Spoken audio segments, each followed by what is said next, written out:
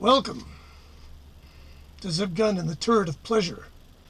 Today I want to discuss jazz music and the delightful preponderance of super cheap reissues by shady European companies that I've never heard of, who have made it possible for people like me and you to, for example, buy 6 classic albums by Steve Lacy. Now, I think I paid $12 for this. 4 CDs. And these are records. Is it 6 classic albums? These aren't even all by Steve Lacy, by the way. This is all from Prestige. I think these are all Prestige. And they are Steve's first 2 records. There's a couple of Gil Evans records. Evans in 10 is on here. Evans in 10 with Gil Evans. Great Jazz Standards with Gil Evans. So, Evidence with Don Cherry. The Straight Horn of Steve Lacy. Reflections. Steve Lacy plays Thelonious Monk. And the one called Soprano Sax. These are all really good records. They came out in the early 50s, I believe. And if you've not heard any Steve Lacy, he's pretty much consistently great. He made about 100 records at least. Live, he was wonderful. He had a quintet that played here in Victoria, BC many years ago. Quintet? Sextet? And they were one of the great jazz bands of the last half of the 20th century. A really good band. But he has been pretty much the premier voice on the soprano saxophone in jazz pretty much since he started. He was one of the only guys to really specialize in it for the longest time. And even when guys like Coltrane and Shorter and whatnot took it up, Lacy, I thought, had a slightly more individualistic tone. He seemed to say more with his horn. And he was also a little bit more outside than those. Well, maybe not more outside than Coltrane. But at any rate, these are really good deals because the sound on them is quite acceptable. I don't think they've been remastered. They might well be from Analog Masters. But the bottom line is these recordings are not super hi-fi in the first place. They're old analog recordings, done pretty rough and ready. I have Reflections and I have Soprano Sax, or I had them, on vinyl from the reissues that Original Jazz Classics put out in the 90s, 80s. And they were good reissues, good pressings, a little bit dead above about 14K, but clean surfaces. And they were cheap. They were about $12 a record. I'm going to bet now if you buy them on record, they're $25. And for that, you could buy 2 of these and give 1 to a friend. So if you got to have it on vinyl, hey, it's your money. But this is an excellent deal. 4 great Steve Lacy records and 2 great Gil Evans records for about $12. The other one I found at Ditch. This one I found, by the way, at Fascinating Rhythm in Nanaimo, which is a fantastic record store if you find yourself anywhere near Nanaimo and you happen to be a music nut. He's got lots of CDs. I prefer CDs. He has millions of records. If you must go there into the record chasm, fine. He's got lots for you. It's all good. He knows what it's worth, so don't try to be a jerk and, lowball the hell out of him. He'll find that tedious fast. This was bought at Ditch Records here in beautiful Victoria, BC. And again, this just showed up in the rack, and I'm like, whoa, wait a minute, 12 classic albums? This, I think, was $20. So what are we talking here? $1? This is thrift store price. And unfortunately, it's not very well annotated because it's on some thing. Now, the reason these exist, I'll say this later.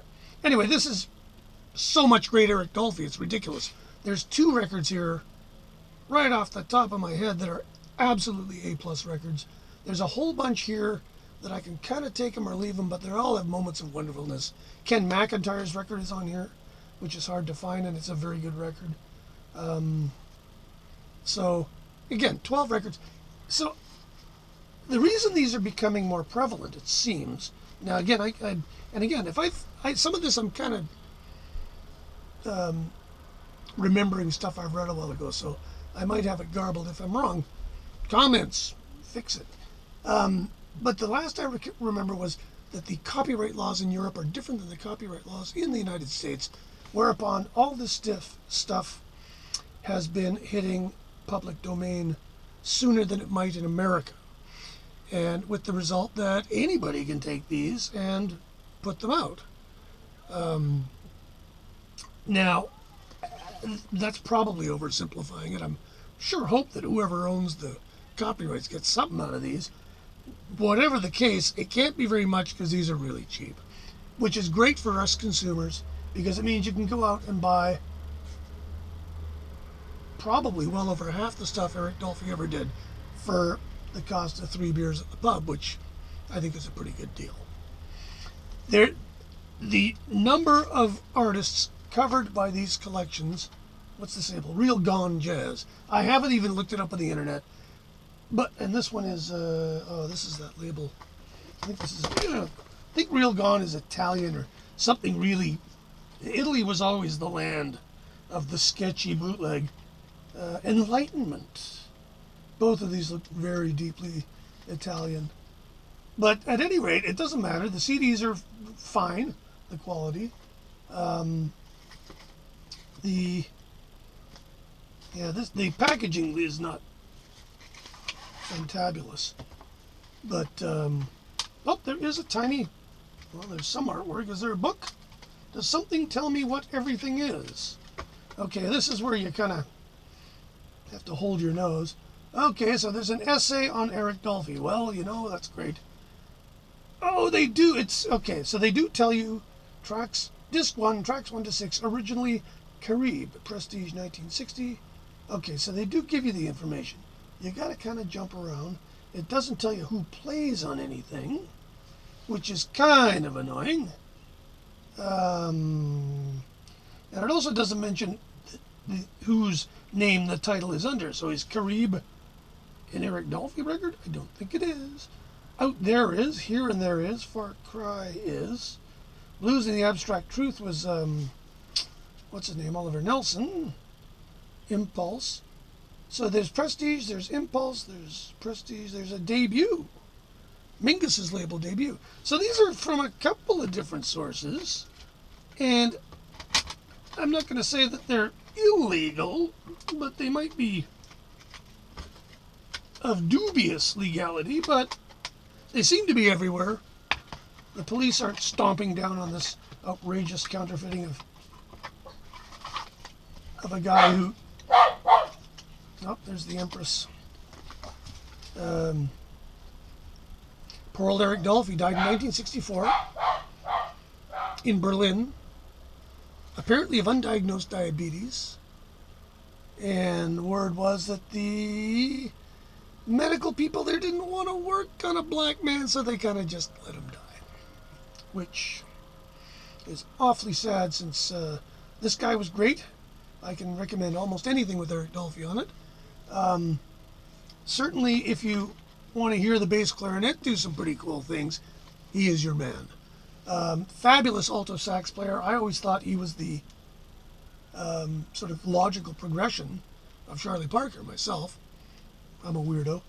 But, yeah, and a very capable flautist and a very capable B-flat clarinet player. So, really worth checking him out. If you're one of these guys that I know a lot of people that were discovering Coltrane recently. And it's like, okay, well, you want to take a look at this guy's work, because he's great too.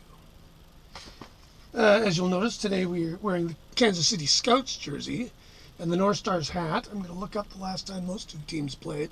I'm going to bet the North Stars won. Sponsored by the province of the Yukon. Titanic's looking pretty down in the front. Britannic is starting to lean. Oh well. Nice day here in the Enchanted Kingdom, and we'll dig out some other stuff to review later. Anyway, remember to subscribe and contribute. Thanks.